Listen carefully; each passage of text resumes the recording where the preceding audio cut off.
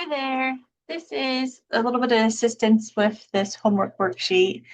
I'm just going to show you around real quick and then we'll do some practice together.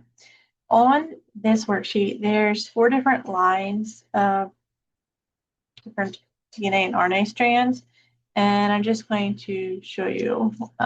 So this whole set here is the DNA. DNA has 2 strands. Usually they're like wrapped around each other looking like a twisted ladder or spiral staircase. So here is the first strand. That one's already filled in for us. And then this is its complementary strand. We actually have to fill this in. Sometimes some problems do not make you do this part. It's already all filled in for you.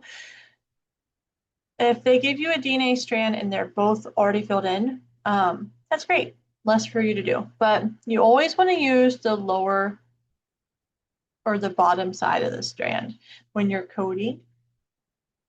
When we're going to go from this to our next part, we'll use that lower line.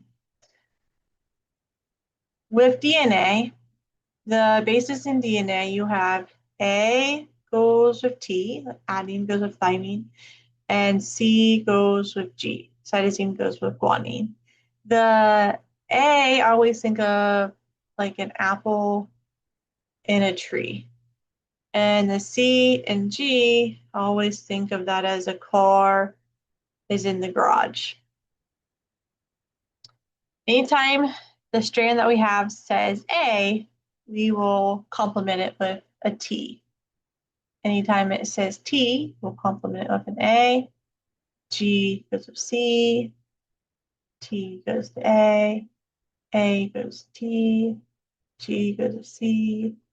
C goes to G, and so forth. You do that clear across that line. Now, our DNA never leaves the nucleus. It's going to stay in our nucleus, safe and sound, going to control and regulate what the cell's doing, coding for its characteristics and its information, sending out signals and messages. And that's the whole point of our next part is we're actually going to make a message from our DNA to be able to send out of the nucleus. This step is called transcription.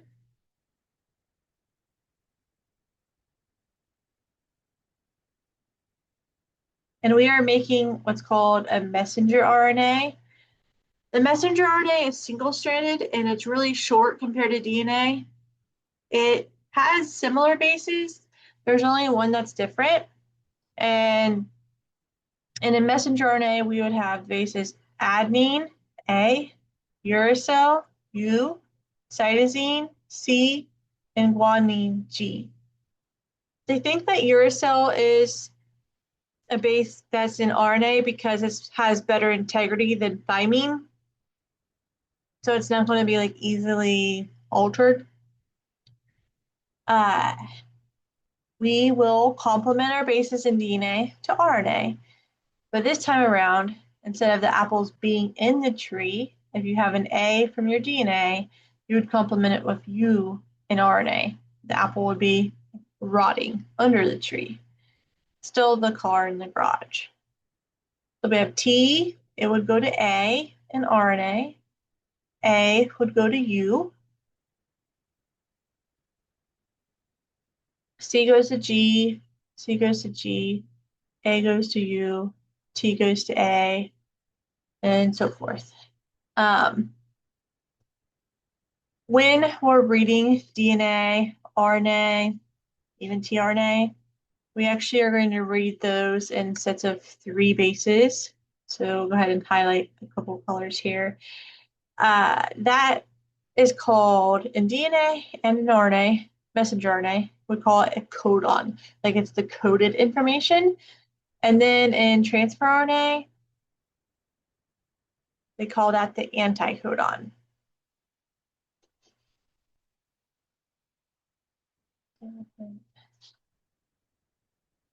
Codon.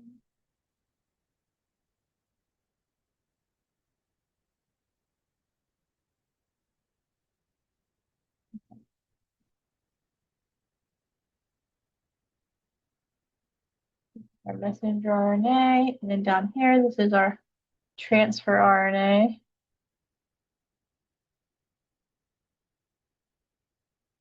And then our DNA.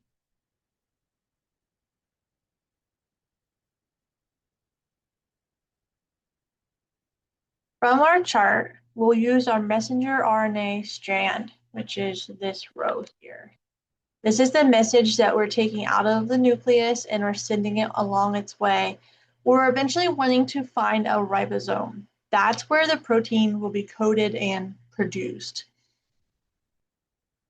So the messenger RNA is taking the information from the DNA out of the nucleus and it's taking it to the ribosome. Typically, that's found inside the cytoplasm.